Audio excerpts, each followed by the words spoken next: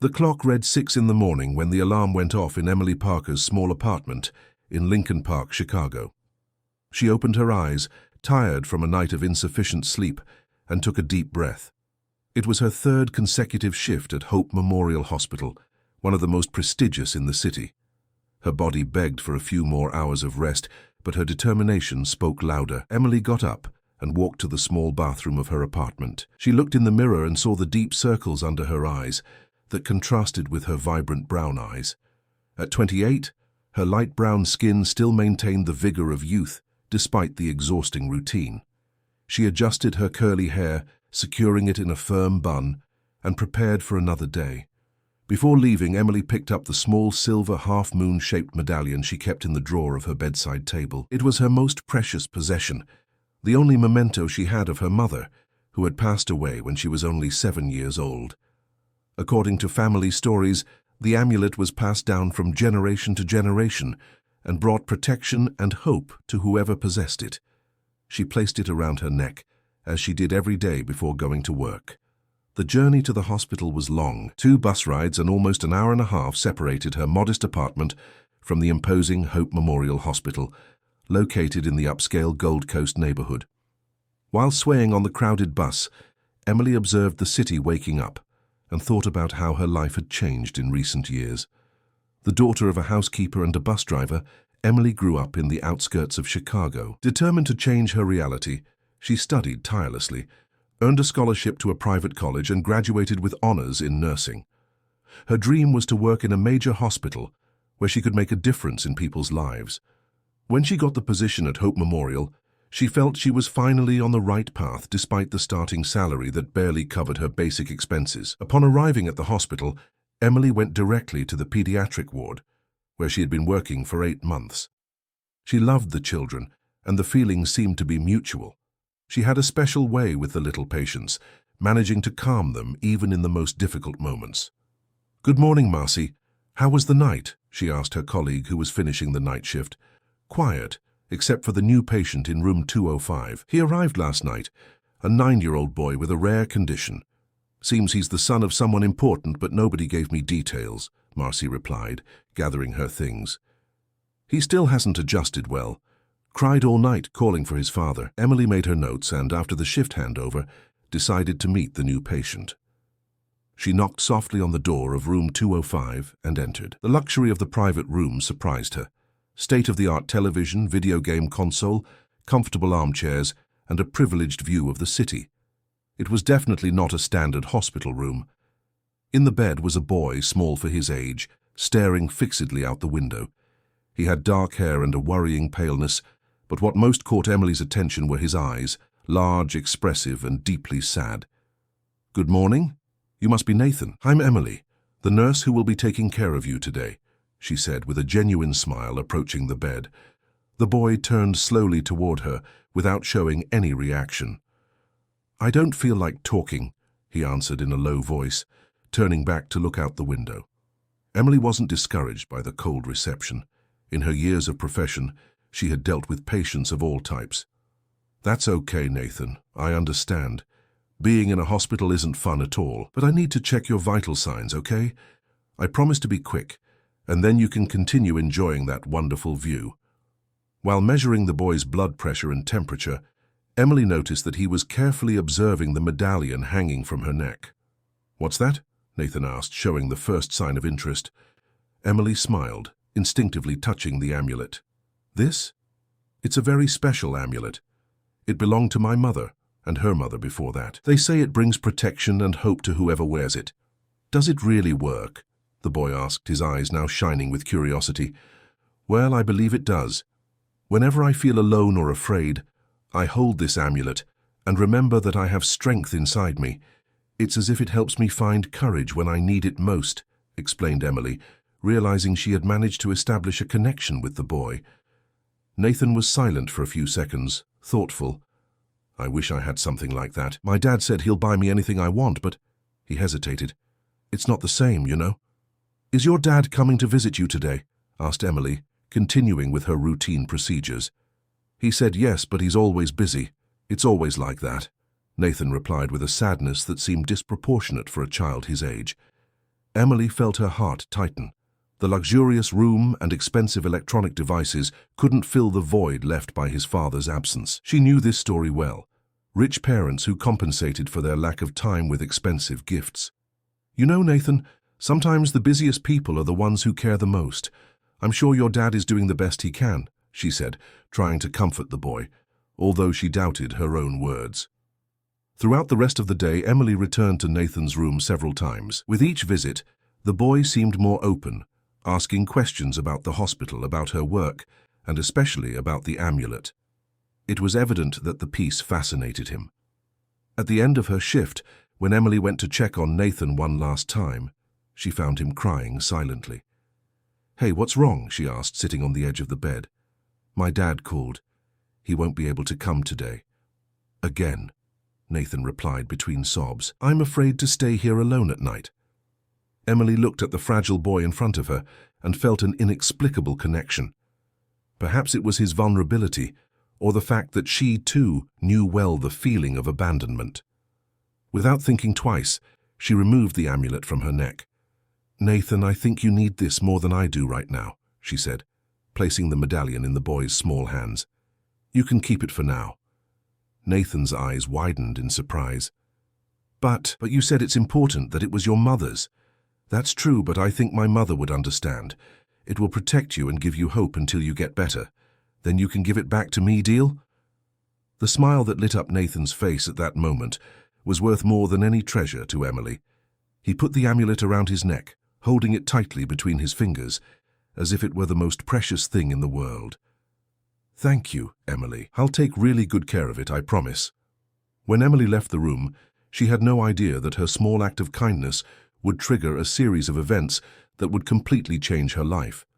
She also didn't imagine that the next day she would meet Richard Harrison, the powerful CEO of Hope Memorial Hospital and Nathan's father, a man with whom her destiny was more intertwined than she could imagine. If this story interested you, don't forget to subscribe to our channel and give a like. Tell us what city you're watching from. We'll continue. The next morning, Emily arrived at the hospital with a strange feeling in her chest. For the first time in years, she wasn't wearing her amulet, and she felt as if a part of her was missing. Still, she didn't regret lending it to Nathan. The smile on the boy's face had compensated for any discomfort she might feel. Upon entering the hospital, she noticed an unusual commotion. Staff were running from one side to the other, and there was a tense atmosphere in the air. When she reached the pediatric ward, she found her supervisor, Deborah, visibly nervous. "Emily, I'm glad you're here.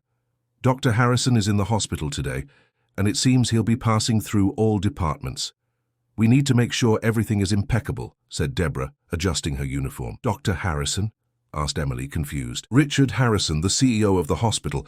My God, you've never seen him. He rarely appears here, usually manages everything from the central office. They say he's here because his son was admitted the day before yesterday." Emily felt a shiver run down her spine. So Nathan's father was the owner of the hospital where she worked? That explained the luxurious room and the special attention the boy was receiving. But why had no one mentioned this before? "I need to check on my patients," she said, quickly heading to Nathan's room. When she entered room 205, she found Nathan sitting on the bed, playing with a state-of-the-art tablet. His countenance was more cheerful than the day before, and Emily's amulet shone on his neck. "Emily!" exclaimed the boy when he saw her. "You won't believe it, the amulet worked. My dad is here today. He came to see me early this morning," he said, excited. "That's wonderful, Nathan. I'm very happy for you," replied Emily, genuinely pleased for the boy. "And how are you feeling today?" "Better. The doctor said the medicines are working. Look, I didn't take the amulet off even to shower like you told me." Emily smiled, checking the boy's vital signs. Indeed, he seemed better. His color had improved and his eyes were more lively. "You're the best nurse in the world," said Nathan, holding Emily's hand. "I told my dad about you and about the amulet." Before Emily could respond, the door to the room opened. A tall man of approximately 40 years entered. He wore an impeccably tailored suit that emphasized his broad shoulders and elegant posture. His black hair, slightly graying at the temples, was meticulously combed, and his eyes, a deep brown, examined the environment with authority. "Dad!" exclaimed Nathan, excited. "This is Emily, the nurse I told you about." Richard Harrison approached the bed, his eyes fixed on Emily. There was something in his gaze that made her uncomfortable, a mixture of curiosity and something else she couldn't identify. "So you're Emily Parker," he said, his voice deep and controlled. "Nathan hasn't stopped talking about you since I arrived. It seems you've made quite an impression on my son." Emily felt her cheeks warm. "I was just doing my job, Mr. Harrison. Nathan is a special boy." Richard looked at his son and then at the amulet around his neck. "And I also heard about this amulet you gave him. Unusual gesture for a healthcare professional." There was a tone of disapproval in his voice that made Emily stiffen. "It's nothing special, just a loan to help Nathan feel more secure during his hospitalization," she replied, maintaining her composure despite her nervousness. "I believe that patients' emotional well-being is as important as their physical health." Richard observed her for a long moment, as if evaluating every word. Finally, he nodded slightly. "Nathan, I need to take care of some matters at the hospital, but I'll be back later. Behave," he said, giving his son a kiss on the forehead. Then turning to Emily, "Ms. Parker, I'd like to speak with you. Could you come by my office at the end of your shift?" It wasn't really a request, and Emily knew it. "Of course, Mr. Harrison," she replied, trying to disguise the apprehension in her voice. After Richard left, Nathan looked at Emily with worried eyes. "Are you in trouble because of the amulet?" Emily forced a reassuring smile. "Of course not, Nathan. Your dad probably just wants to know how you're adapting to the hospital. Don't worry." The rest of the day passed in a blur for Emily. She took care of her patients with her usual efficiency, but her mind was fixed on the impending conversation with Richard Harrison. Why would the CEO of the hospital want to talk to her? Was it really about the amulet? Or was there something more? At the end of her shift, Emily headed to the top floor of the hospital where the administration office was located. She had never been there before. The corridors were quiet, decorated with original artwork and carefully arranged plants, a stark contrast to the lower floors, always busy and functional. Richard's secretary, an elegant middle-aged woman, announced her arrival over the intercom and indicated that she should enter. Richard Harrison's office was exactly as Emily imagined, spacious, luxurious, and impersonal. A dark wood desk dominated the environment, and behind it large glass windows offered a panoramic view of the city. On the walls, diplomas, certificates, and photographs with important personalities composed a mosaic of power and influence. Richard was standing looking out the window when she entered. He turned slowly, indicating a chair in front of his desk. "Please, sit down, Ms. Parker." Emily obeyed, keeping her back straight and hands crossed on her lap, trying not to show how intimidated she was. "I apologize for taking your time after a long day of work," he began, sitting across from her. "But I was intrigued by the story Nathan told me, about you and about this amulet." He paused, studying her carefully. "It's a family object, correct? From what I understand, something valuable to you." "Yes, it was my mother's," replied Emily, feeling strangely vulnerable talking about something so personal with a man she barely knew. "And yet you gave it to my son, a patient you just met," continued Richard, his voice now softer, almost curious. "Why?" The question caught Emily by surprise. She had expected a reprimand, perhaps even a veiled threat about her job, not a genuine question about her motivations. "Nathan was afraid and feeling alone," she answered honestly. "I realized that the amulet could comfort him, give him something to hold on to during difficult times. It was an impulse, really. Sometimes small gestures make a big difference in a patient's recovery." Richard observed her for a long moment, as if trying to decipher a complex puzzle. "Have you always been like this? Willing to give something precious to a stranger?" "It's not quite like that," Emily defended herself. "I just lent the amulet to Nathan. But yes, I believe that our humanity is revealed in how we treat others, especially those who are vulnerable." A silence settled between them. Richard stood up and walked to a small bar in the corner of the office, pouring himself a drink. "Would you like something to drink?" he offered. "No, thank you," Emily declined, increasingly confused by the direction of the conversation. Richard returned to his seat, swirling the amber liquid in his glass. "You know, Miss Parker, few things surprise me these days, but I must admit that your attitude caught me off guard," he confessed. "Nathan suffers from a rare autoimmune disease. The doctors are optimistic, but the treatment will be long and difficult. And in just one day you accomplished what teams of specialists couldn't achieve in weeks, giving him a little hope. Richard's expression softened slightly. I want to thank you for that, and I want to ensure that you receive the best treatment possible here at Hope Memorial. You don't need to thank me, Mr. Harrison. I just did what any decent person would do, replied Emily, uncomfortable with the praise. I disagree. What you did was extraordinary and deserves recognition, he insisted. I'm considering transferring you to the special team that cares for Nathan. The salary would be significantly higher, and you would work exclusively with him during his hospitalization. Emily's eyes widened, surprised by the offer. A higher salary would solve many of her financial problems. But something about the proposal bothered her. I appreciate the offer, Mr. Harrison, but I prefer to continue with my current responsibilities. I have other patients who also need me. I can take care of Nathan during my regular shifts if that's acceptable. Again, Richard seemed surprised by her response. As you wish, Ms. Parker. I admire your dedication to all your patients, he said, standing up to indicate that the conversation was over. But know that my offer remains open. Think about it. Emily also stood up, feeling an inexplicable relief at having survived the encounter. Thank you, Mr. Harrison. And don't worry about Nathan. He's stronger than he appears. As she turned to leave, Richard called her again. Ms. Parker, one last question. This amulet, could you show me what it looks like? Nathan wouldn't let me see it properly, said it was a secret between the two of you. Emily hesitated, feeling a strange reluctance. It's a silver half-moon-shaped medallion with some ancient inscriptions. Nothing very special in terms of material value, but it has great sentimental value to me. A shadow seemed to cross Richard's face so quickly that Emily thought she had imagined it. I understand.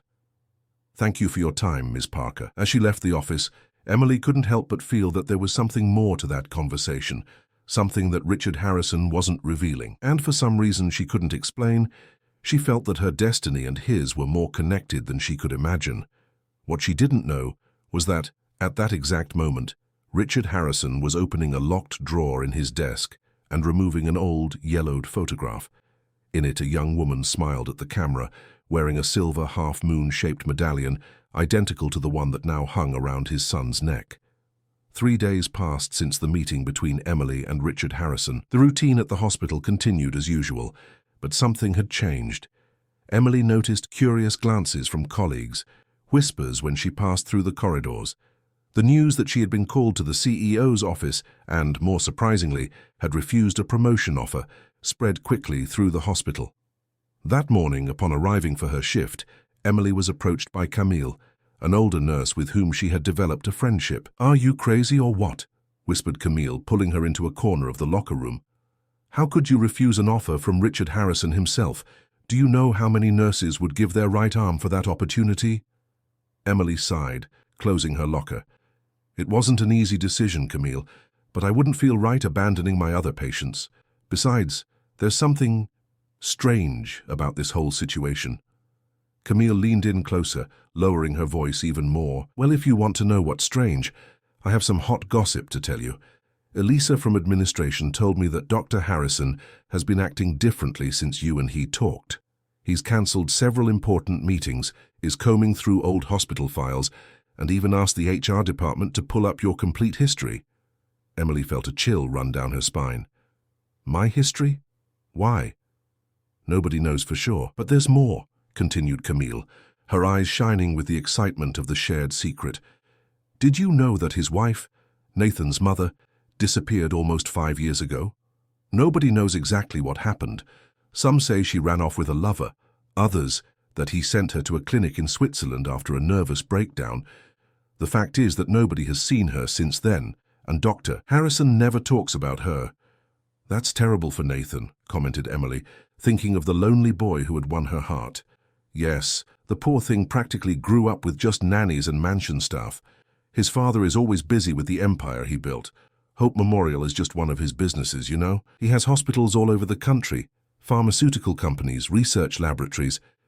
The conversation was interrupted by Emily's pager, calling her to the pediatric ward. She said goodbye to Camille and headed to her post, but the information she had just received hammered in her mind. Why would Richard Harrison be interested in her background? And what might have happened to Nathan's mother? Upon entering Nathan's room, she found him sitting on the bed, drawing on a pad. Emily's amulet shone on his neck. "Good morning, champion. How are you feeling today?" she asked, trying to push away her worries and focus on the patient. "Better. The doctor said I can start walking down the hallway today," replied Nathan, excited. "Look what I drew for you."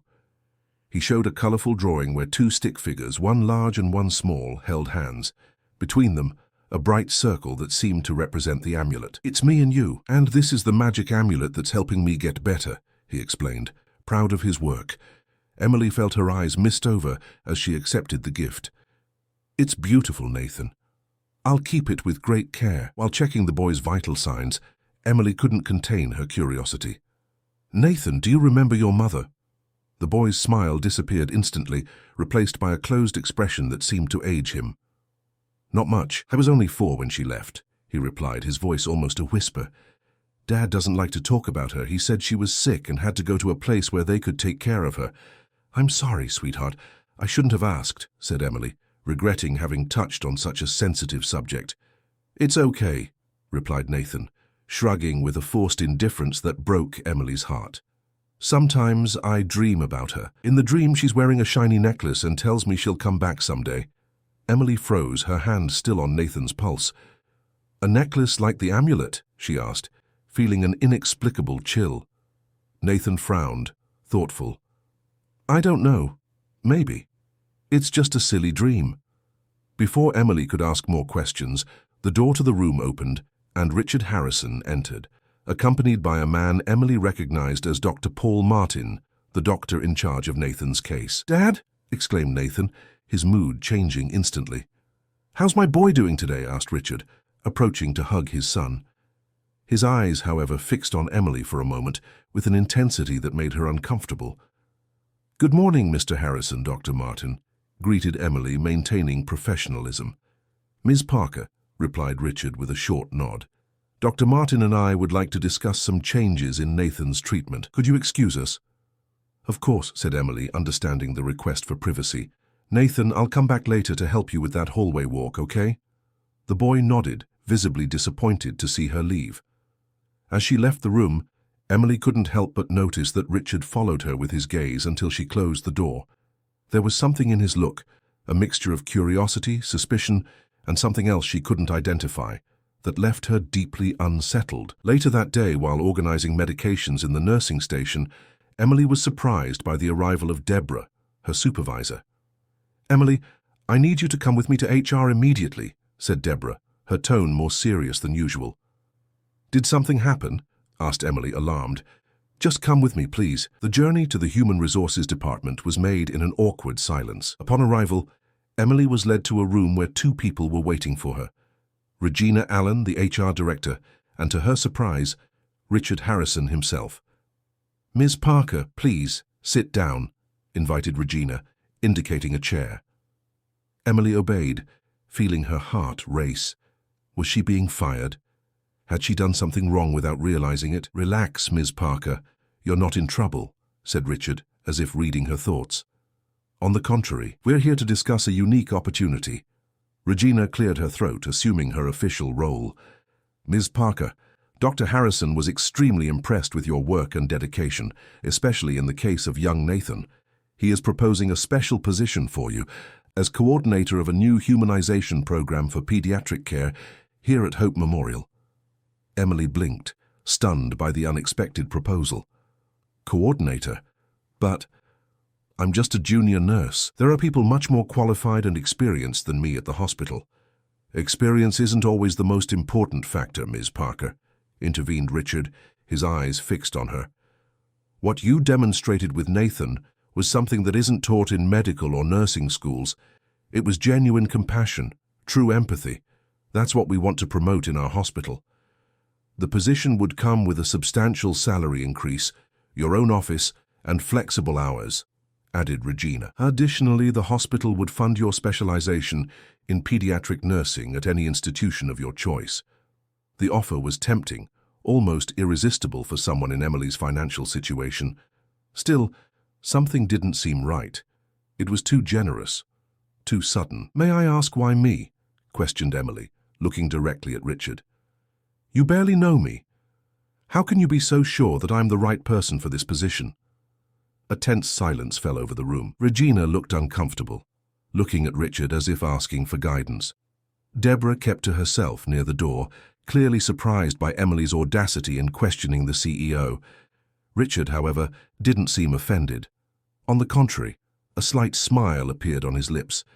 "A valid question, Ms. Parker," he replied, leaning forward. "Let's say I have a good instinct for people, and something tells me you have much more to offer than you imagine." He paused, as if carefully considering his next words. "Besides, I have personal reasons to believe you are special. Reasons I prefer not to discuss at this moment." The enigmatic comment made Emily feel a chill. What did he mean by personal reasons? Was it related to the amulet?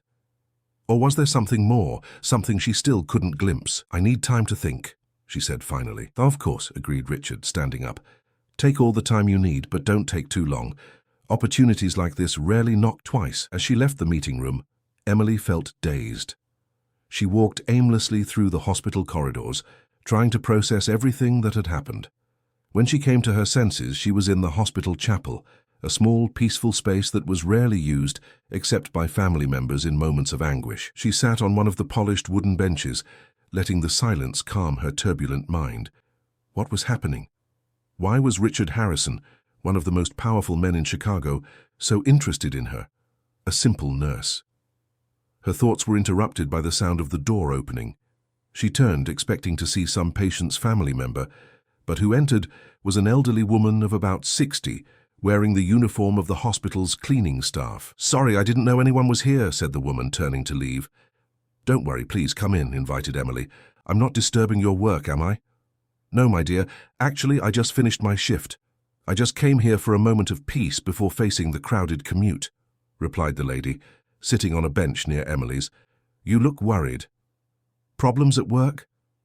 There was something so maternal, so welcoming in the woman's voice, that Emily immediately felt at ease. "Actually, I just received a promotion offer. I should be happy, but something doesn't seem right," completed the lady, nodding understandingly. "You know, my dear, I've worked in this hospital for more than 30 years. I've seen many directors, doctors, and nurses come and go. I've seen many stories, many secrets, too." She paused, as if assessing whether she should continue. "This hospital holds more mysteries than most people imagine, especially the Harrison family." Emily felt her heart quicken. "Have you known Dr. Harrison for a long time?" "Since he was a young, idealistic doctor, newly graduated, taking over the hospital he inherited from his father," replied the lady with a distant look. "I saw when he fell in love for the first time, I saw when he lost his way, and I saw when he changed, when he became the man he is today." "Did you know his wife?" "Nathan's mother?" asked Emily, unable to contain her curiosity. A sad smile crossed the wrinkled face of the woman. "Catherine, yes, I knew her. A beautiful young woman, full of life. She loved this hospital, spent hours in the pediatric ward, reading stories to the children. She had a huge heart." "What happened to her?" The lady sighed deeply. "Nobody knows for sure. One day she simply disappeared. Some say she ran away. Others that she had a nervous breakdown. I have my own theories, but it's not my place to speculate." She stood up, adjusting her uniform. "Just one piece of advice, my dear. Be careful. Richard Harrison isn't a man who does anything without a reason. If he's interested in you, there's a reason. And it may not be the one he's telling you." With these enigmatic words, the lady headed for the door, but before leaving, she turned one last time. "By the way, that amulet you gave to the boy, it belonged to Catherine. I saw her wearing it many times."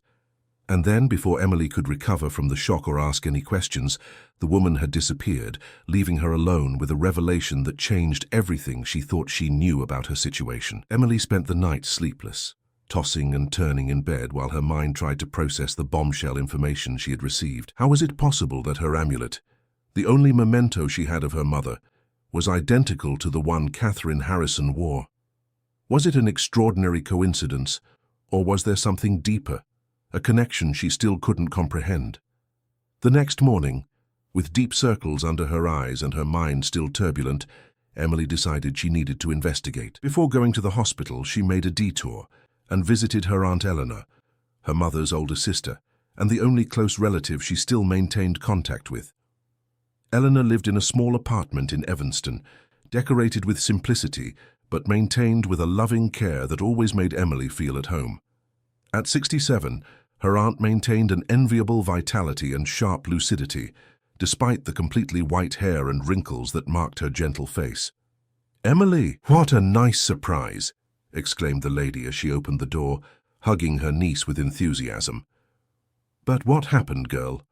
You look exhausted." Seated in the small living room, with a cup of strong coffee in her hands, Emily told her aunt about the events of the last few days, the meeting with Nathan, the decision to lend the amulet, the strange reactions of Richard Harrison, and finally, the revelation from the cleaning lady. Eleanor listened to everything in silence, her face gradually changing from surprise to concern and finally to an expression that Emily couldn't decipher, something between resignation and a profound grief. "Aunt, I need to know more about the amulet.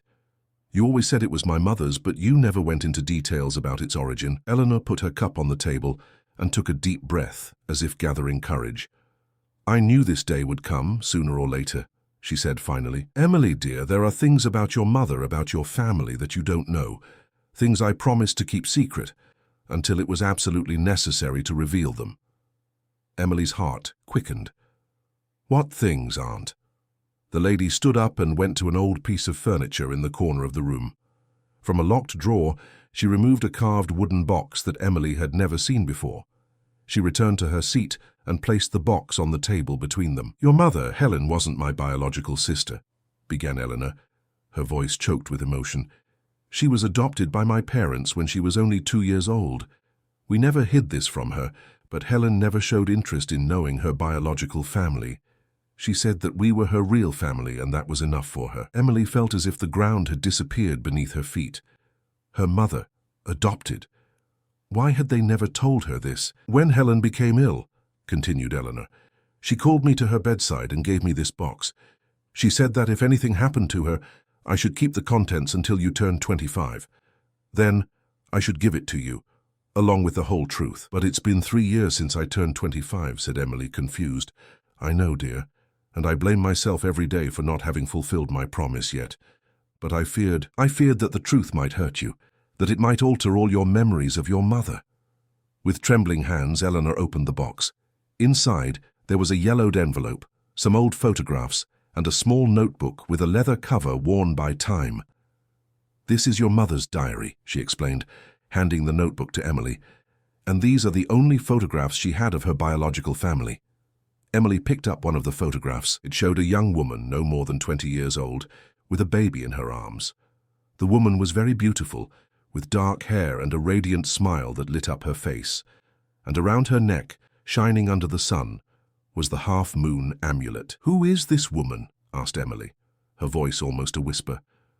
"According to what your mother discovered years later, this is Marianne Harrison, your biological grandmother. And the baby," Eleanor hesitated, "is your mother, Helen, or rather Beth, which was her birth name.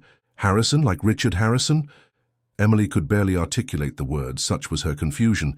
"Marianne was the younger sister of Robert Harrison, Richard's father, which makes Richard and your mother cousins," completed Emily, feeling the room spin around her.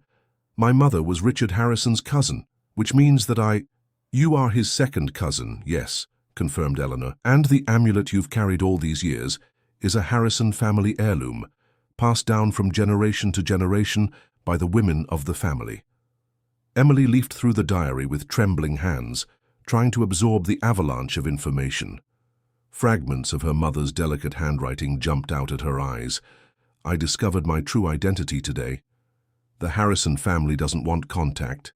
I decided to respect their wishes." "Why didn't they want her? Why did they give my mother up for adoption?" asked Emily, feeling a mixture of anger and pain. Eleanor sighed deeply. "Marianne was very young when she became pregnant, only 18 years old. The father of the child was an employee of the family, a relationship that the Harrisons would never approve of. When they found out, they forced her to give the child up for adoption, and sent the young man away. Your mother was born in secret in a private clinic and was given to an adoption agency. And how did she discover all this? How did she get the amulet? When she turned 30, Helen decided to search for her origins. It wasn't easy. The records were scarce, but she was determined. She discovered that her biological mother had passed away young in a car accident, shortly after giving her up for adoption. But before that, Marianne had left the amulet with a letter, to be given to her daughter when she turned 18. Somehow, these items were lost in the system, and your mother only found them many years later during her search. Emily took the envelope and opened it carefully. Inside there was a handwritten letter, the paper so delicate it seemed it could disintegrate at the touch. "My dear daughter," the letter began, "if you are reading this, it means you have found your way back to your origins. I have no words to express how sorry I am that I cannot raise you, love you, watch you grow. The decision to give you up for adoption was not mine, but that of a family that values appearances and the name more than blood ties and love. But know that in the few days I had you in my arms, I loved you with all the intensity a mother can love, and I will continue to love you wherever I may be." The letter continued, explaining about the amulet, about its history in the Harrison family, and how it symbolized protection and connection between the women of the family through generations. "The half-moon amulet belonged to my grandmother, then to my mother, then to me. Now it is yours. One day I hope you will pass it on to your daughter, keeping our connection alive, even if we have never truly known each other." Tears streamed down Emily's face as she finished reading. So many questions, so many contradictory emotions. Anger at the rejection, sadness at the tragic story, gratitude for finally knowing her roots. "Why did my mother never tell me this?" she asked, wiping away her tears. "Helen wanted to protect you, Emily. The Harrisons are a powerful and ruthless family. When your mother tried to make contact, she was met with legal threats and intimidation. Robert Harrison, especially, made it clear that he would destroy anyone who tried to tarnish the family name with this scandal, as he called it. Helen decided it wasn't worth it, that you were happy as you were." Emily tried to process everything, connect the dots. "But what does this have to do with Richard? Did he know my mother? Does he know who I am?" "I don't believe Richard knew your mother personally. He's older, would already have been in college when all this happened. But he certainly knew of her existence, of the family scandal that was covered up. And as for knowing who you are," Eleanor hesitated, "if he saw the amulet and if he knows the history of his family, it's possible he has his suspicions." A sudden idea hit Emily like lightning. Catherine, Richard's wife. She wore the same amulet. "How is that possible?" Eleanor seemed genuinely surprised. "That I didn't know. But if the amulet was with his wife, there's only one possible explanation. Somehow the amulet returned to the Harrison family. And now it's with Nathan," murmured Emily, trying to organize her chaotic thoughts.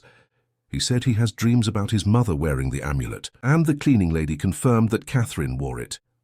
A heavy silence fell over the room as they both tried to digest the implications of all that.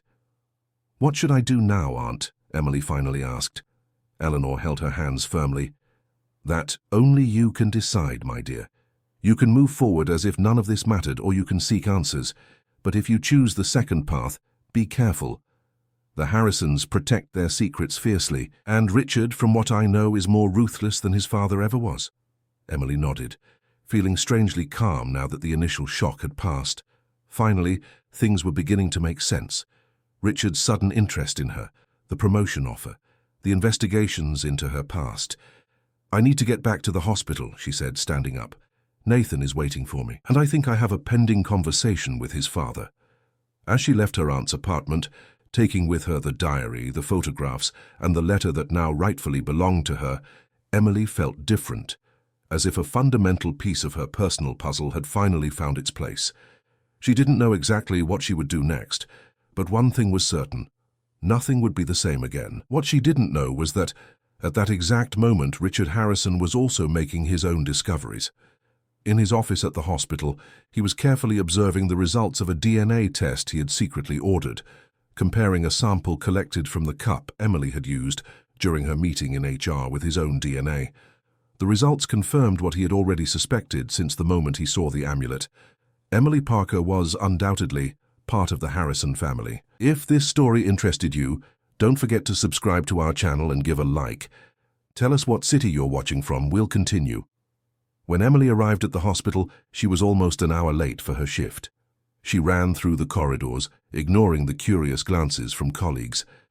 Her mind was divided between her professional obligations and the avalanche of revelations she had received that morning. Upon reaching the pediatric ward, she was immediately approached by Deborah, her supervisor. "Emily, where were you? I've been calling you all morning," exclaimed Deborah, visibly agitated. "Sorry, I had a family problem to resolve," replied Emily, trying to catch her breath. "What happened?" "Nathan Harrison had a crisis during the night. The fever suddenly rose and the doctors had to intervene. He's stabilized now, but he spent the morning asking for you and for the amulet." Emily's heart tightened. "I'll see him right now," she said, quickly heading to room 205. Upon entering, she found Nathan sleeping, his face still flushed from the recent fever. The amulet shone on his neck, apparently intact. Seated in an armchair beside the bed, Richard Harrison raised his eyes from his tablet, his gaze meeting Emily's with an intensity that made her shudder. "Mr. Harrison, I didn't know you would be here," said Emily, trying to maintain her composure despite the whirlwind of emotions she felt upon seeing him now, knowing what she knew. "I cancelled all my appointments when I heard about Nathan's crisis," he replied, putting away the tablet. "He asked for you insistently. It seems he's become very attached to the nurse with the amulet, as he says." There was a strange tone in Richard's voice, not exactly accusatory, but certainly loaded with meaning. "How is he now?" asked Emily, approaching the bed to check the boy's vital signs. "Better. The doctors say the crisis was temporary, probably a reaction to the new medication. But it was frightening," admitted Richard, running his hand through his hair in a gesture that, for the first time, revealed his vulnerability. "For a moment I thought I would lose him too." The "too" did not go unnoticed by Emily. She hesitated, uncertain if she should broach the subject of Catherine, the missing wife.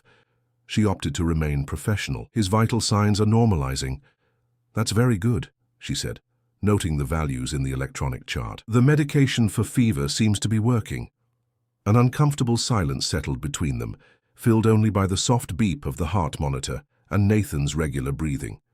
Emily felt Richard's gaze upon her, studying her, as if looking for something in her features, in her gestures. "Ms. Parker, Emily," he finally began, his voice softer than usual. "Is there something you'd like to tell me?" Emily froze, her heart racing. Did he know? Was that what was happening? Was he giving her the opportunity to confess her connection to the Harrison family? "I'm not sure what you're asking, Mr. Harrison," she replied cautiously. Richard stood up and walked to the window, turning his back to her. For a long moment he remained silent, just observing the city below. "You know, I always thought that coincidences were just the universe being lazy," he said finally. "But sometimes they are actually signs, indicating something we should see, something we should understand." He turned to face her again. "The amulet, for example. An extraordinary coincidence, don't you think? That you possess exactly the same piece that my wife wore daily." Emily swallowed hard, feeling cornered. "Actually, Mr. Harrison, I don't believe it's a coincidence," she said, deciding it was time to face the truth, whatever the consequence. "I recently discovered that this amulet belongs to the Harrison family for generations, and that my mother, my biological mother, was Beth Harrison, daughter of Marianne Harrison, your aunt." Richard's eyes widened in genuine surprise, something Emily didn't expect to see.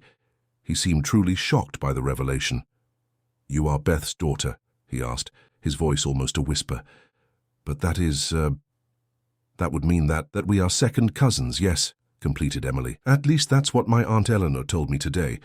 My mother was given up for adoption when she was born, because your grandfather didn't approve of Marianne's relationship with an employee." Richard staggered slightly, leaning on the edge of Nathan's bed. He seemed genuinely stunned. "I knew about Beth, of course, the great family scandal that no one could mention," he said, more to himself than to Emily. "My father always said that Marianne's daughter had died along with her in the accident. I never imagined that, never thought that." He looked at Emily with new eyes, as if truly seeing her for the first time. "You have her eyes," he murmured. "Marianne's eyes. How did I not notice before?" Richard's shock seemed genuine, which left Emily confused. "Wait, If you didn't know about my connection to your family, why were you so interested in me? Why did you have my background investigated? Why the promotion offer? Richard hesitated, looking at his sleeping son.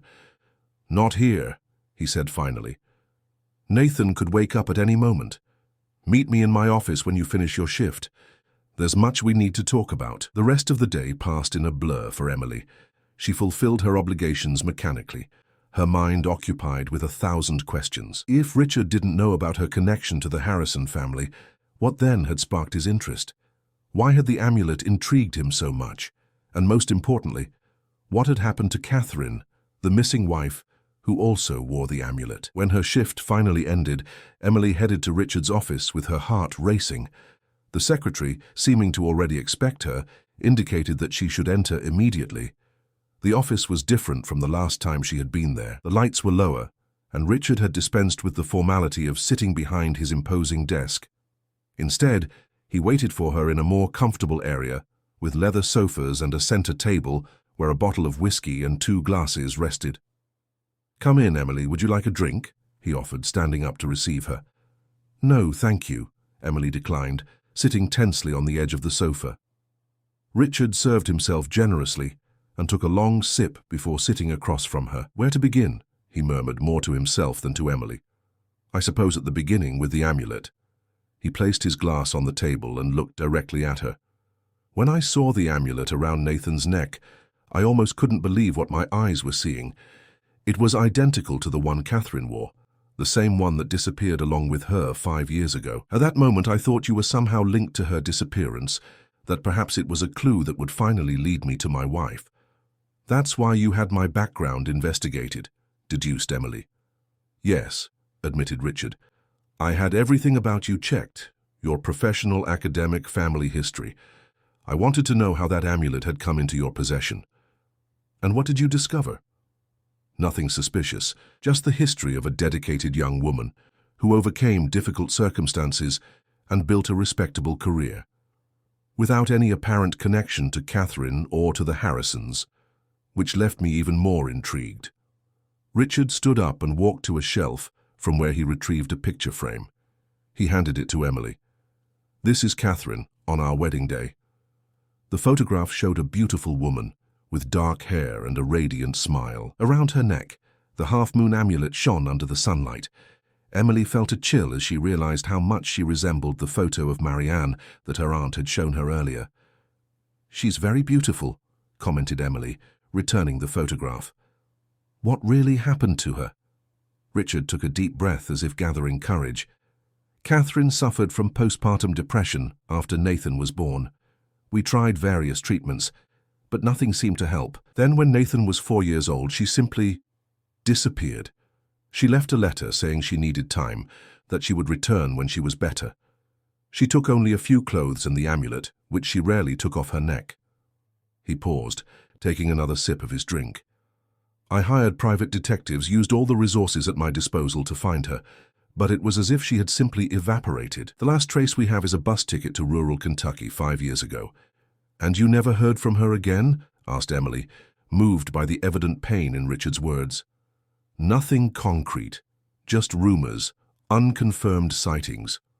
Over time, I learned to live with the uncertainty, although I never gave up looking for her. For Nathan, mainly. And when you saw the amulet with me, I thought I had finally found a real clue," completed Richard. "But your story that the amulet was your mother's didn't make sense. How could it be the same? So I began to formulate theories. Maybe you had found Catherine. Maybe she had given you the amulet for some reason. But in reality, they are 2 identical amulets," concluded Emily. "The one that was with my mother and the one that was with your wife." "Exactly. Which still doesn't explain how Catherine obtained one of them." Emily thought for a moment. "If the amulet is a tradition in the Harrison family, passed from mother to daughter for generations, perhaps Catherine's amulet also has its origin in your family. Maybe there was more than one." Richard shook his head. "No, the amulet was unique. My father always made that clear. It was a precious family heirloom passed through the women of the family. When Marianne died, the amulet should have gone to my Aunt Claire, my father's older sister, but somehow it ended up with your mother, Beth." "And then with Catherine," added Emily. "How is that possible?" A heavy silence fell over the room as they both tried to fit the pieces of this disconcerting puzzle. "There's something I'm not seeing," murmured Richard, rubbing his forehead. "Some connection that's escaping me." At that moment, the door to the office burst open and Nathan ran in, still wearing his hospital pajamas and with the amulet swinging around his neck. Behind him, a visibly disturbed nurse tried to catch up with him. "I'm sorry, Dr. Harrison. He insisted on coming to find you and simply ran away," explained the nurse out of breath. "Dad! Emily!" exclaimed Nathan, his eyes shining with excitement.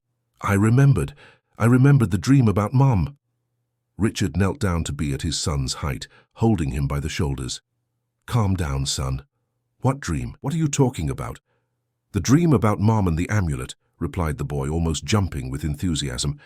"In the dream, she said the amulet would protect her until she returned home. And she said there was another amulet, identical, that was with her lost cousin. That when the two amulets met again, she could return to us." Emily and Richard exchanged astonished looks. "Nathan, are you sure about this?" asked Richard, his voice trembling slightly. "Your mother talked about a cousin." "Yes. She said that when her lost cousin found you and me, the amulet would show us the way back to her," insisted Nathan, his innocent eyes full of conviction. "And now Emily is here, with the other amulet. That means Mom is coming back, right?" Richard seemed stunned, unable to respond. It was Emily who approached Nathan, kneeling beside him. "Nathan, this dream... had you had it before?" she asked gently. "Many times, but I always forgot when I woke up. I just remembered that I had dreamed about Mom, but this time I remembered everything. And when I saw you and Dad together here, I remembered what Mom said in the dream, that I needed to bring you two together." Nathan took the amulet from his neck and held it out to Emily. "Here, you need to wear it again, to complete what Mom said." With trembling hands, Emily accepted the amulet, feeling its familiar weight in her palms. At that exact moment, her cell phone vibrated in her pocket. It was a message from an unknown number. When she opened it, she felt her blood freeze in her veins. On the screen, a simple message. "The two amulets are the key. I'm waiting for you in Pine Grove, Kentucky. See." Emily looked at Richard, unable to speak. She just turned the phone screen so he could read the message. His eyes widened in shock, followed by an expression of hope so pure, so desperate, that it broke Emily's heart. "Catherine," he whispered, his voice choked with emotion. "She's alive, and she wants us to find her." The small town of Pine Grove in northern Kentucky seemed suspended in time. With just over 20,000 inhabitants, its quiet streets, colorful houses, and central square with a white church formed a scenario that drastically contrasted with the bustle of Chicago that Emily had left behind 2 days earlier. The car rented by Richard parked in the main square, attracting curious glances from the local residents. It wasn't common to see luxury vehicles there, much less an elegant man like Richard Harrison, accompanied by a young woman and a boy, all clearly outsiders. "Are you sure it's here?" asked Emily, observing the small town through the car window.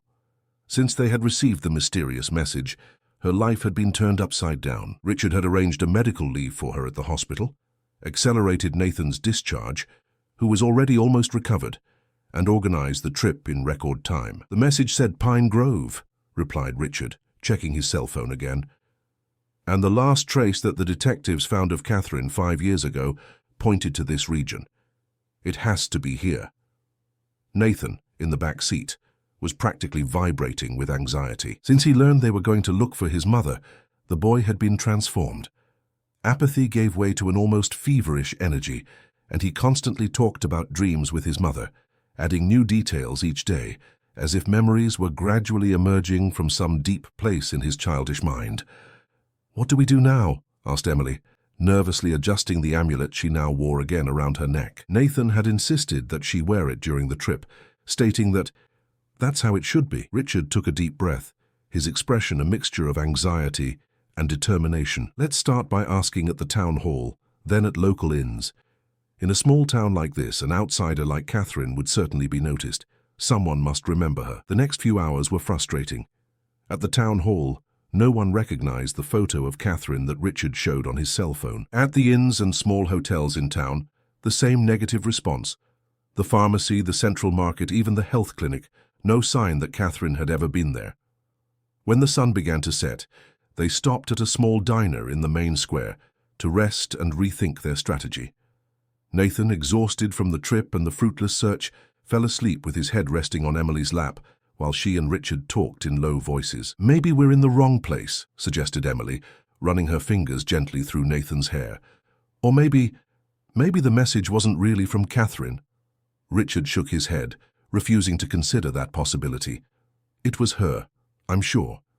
And we're in the right place, we just need to figure out exactly where." An elderly woman who was serving the tables in the diner approached them with a curious look. "Excuse the intrusion, but I couldn't help noticing that you're looking for someone," she said, pouring more coffee into Richard's cup. "Maybe I can help. I know practically everyone in this town." Richard, grasping at any hope, showed her the photo of Catherine. The lady adjusted her glasses and examined the image carefully. "No, I've never seen that young woman," she replied, to Richard's visible disappointment. But then her eyes fell on the amulet around Emily's neck, and her expression changed. "That necklace, it's very similar to the one Miss Clare wears." "Miss Clare?" repeated Emily, exchanging a quick glance with Richard. "Yes, Miss Clare from Mango Grove Farm. She's lived alone there for about 5 or 6 years. Very reserved, rarely comes to town. But when she does, she always wears a necklace just like that." Richard's heart raced. "Where is this farm? Is it far from here?" "About 7 miles, following the dirt road that leaves behind the church. You can't miss it, it's the only property in that direction. A small white house with a mango orchard in front." Richard stood up immediately, placing several bills on the table, much more than the value of the bill. Thank you very much." Emily gently woke Nathan, explaining that they had a new lead. The boy, sleepy but excited, followed them to the car. Night had completely fallen when they took the dirt road indicated by the lady.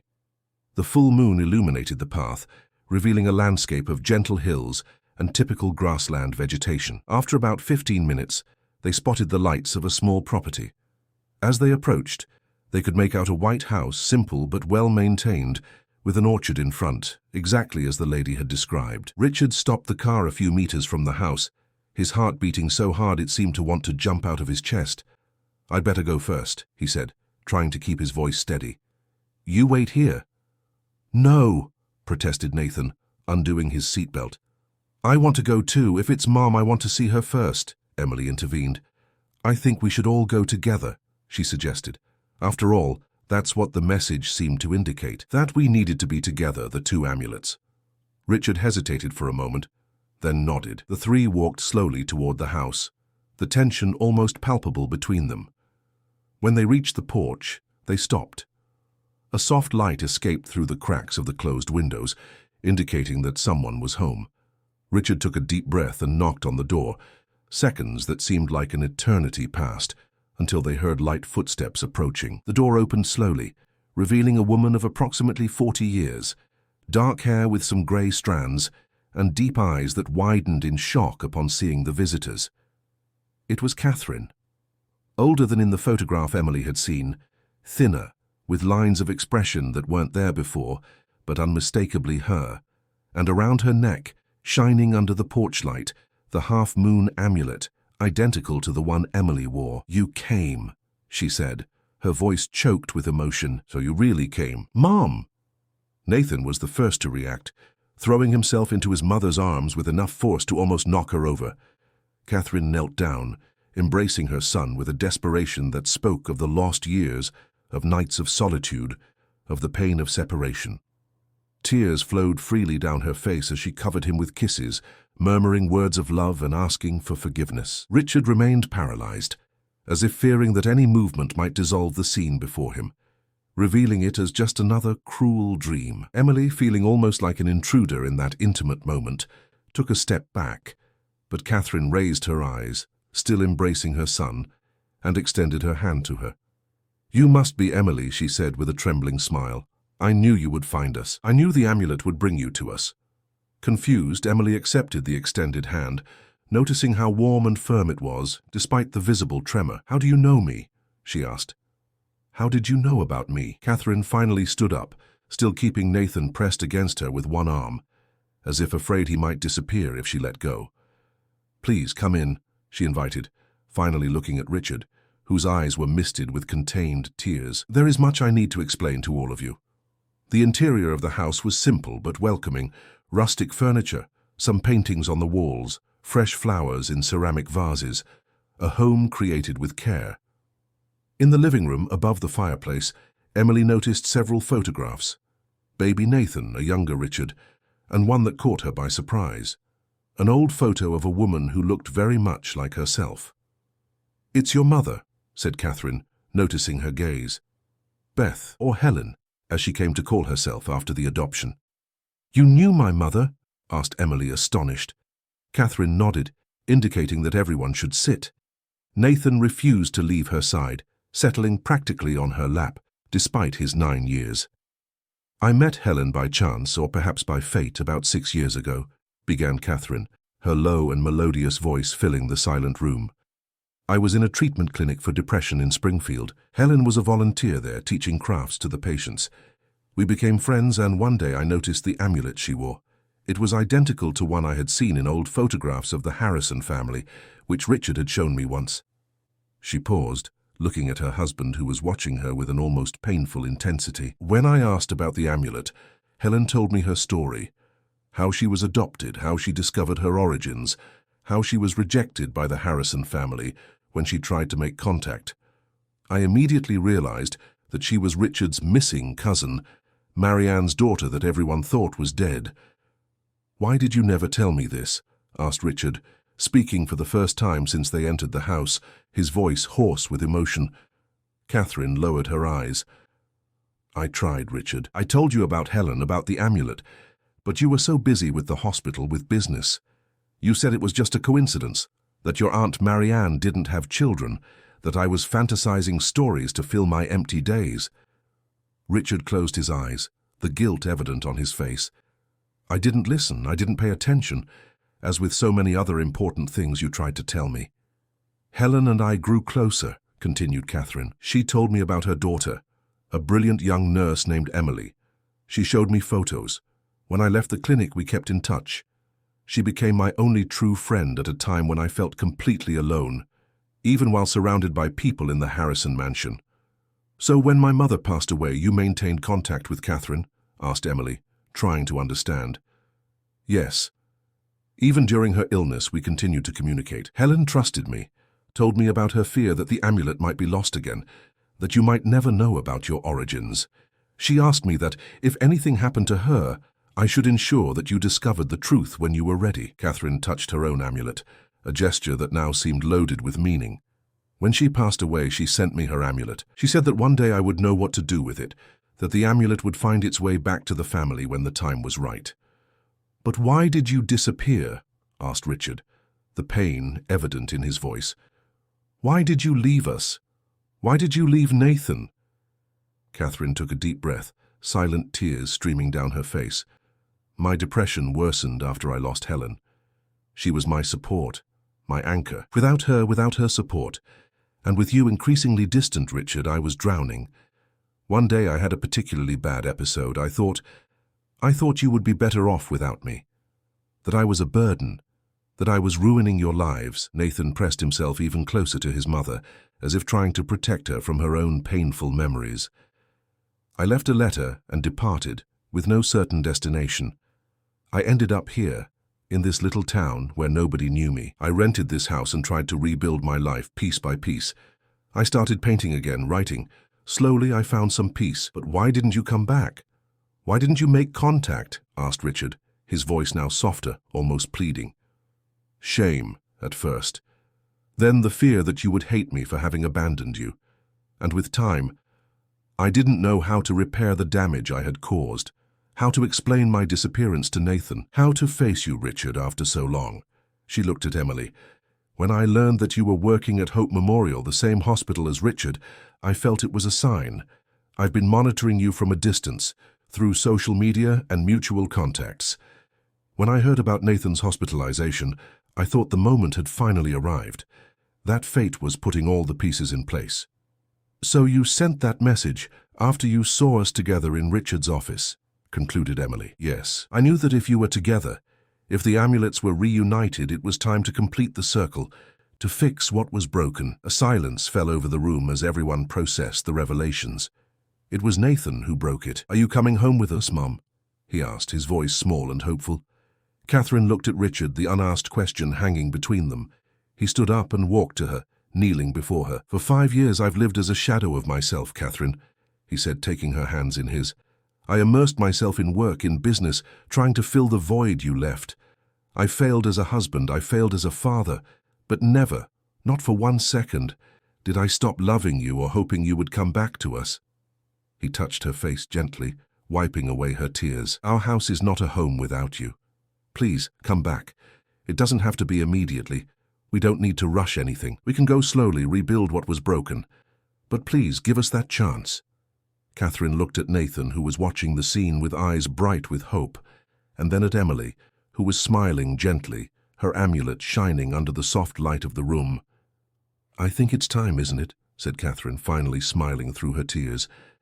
"Time to complete the circle. Time to go home." That night, while Nathan finally slept peacefully beside his mother, Emily and Catherine talked on the porch of the house, under a starry sky that seemed infinite away from the lights of Chicago. "Your mother would be so proud of you, Emily," said Catherine, observing the amulet around the young woman's neck. "She always knew you would find your way, that you would discover your roots when the time was right." "I'm still trying to process all of this," admitted Emily, "discovering that I'm part of the Harrison family, that you knew my mother. It's a lot to absorb." Catherine smiled, a smile that now seemed lighter, free from the weight of secrets kept for so long. "You know what Helen always said about the amulet? That it wasn't just a piece of jewelry but a symbol of connection, that as long as it existed, no member of the family would be truly lost." "I think she was right." Emily touched her own amulet, feeling strangely at peace. "What happens now?" she asked. "Now?" Catherine looked at the house where her son and her husband slept, and then back at Emily. "Now we complete the circle. You found your family, I found my way back to mine. The amulets fulfilled their purpose." She took the amulet from her neck and placed it in Emily's hand. "This belongs to you now. It was your mother's after all. One day you will pass it on to your daughter, keeping the tradition alive." Emily accepted the second amulet, feeling its weight and meaning. "And what happens with you, with Richard and Nathan? We'll rebuild, step by step. It won't be easy. There's a lot of damage to be repaired, a lot of trust to be rebuilt, but now we have hope. And that's more than we had before." The next day, when they departed back to Chicago, Emily looked out the car window at the small white house that was rapidly disappearing behind them. Catherine would stay a few more weeks to organize her life here before returning home for good. But Nathan was leaving transformed, as if an enormous weight had been lifted from his small shoulders. In the front seat, Richard drove in silence, but it was a different silence from the journey there. No longer loaded with anxiety and fear, but with contemplation and hope. Emily closed her eyes, feeling the weight of the 2 amulets against her chest. Her mother had departed too soon and would never know the outcome of this extraordinary story. But somehow, Emily felt that she knew, that she had guided each step of this reunion from beyond. When she arrived in Chicago, she would have to make important decisions about her future. Richard had already suggested that she take a prominent position in the Harrison Foundation, the philanthropic wing of the family's hospital empire. "It's yours by right," he had said. "You are a Harrison after all." But that was a reflection for another moment. Now, as the Kentucky landscape slid past the window, Emily allowed herself to simply feel gratitude for the miracle she had witnessed. A broken family restored, old secrets finally revealed, and a circle that began generations ago finally completed. The amulet of hope had fulfilled its promise.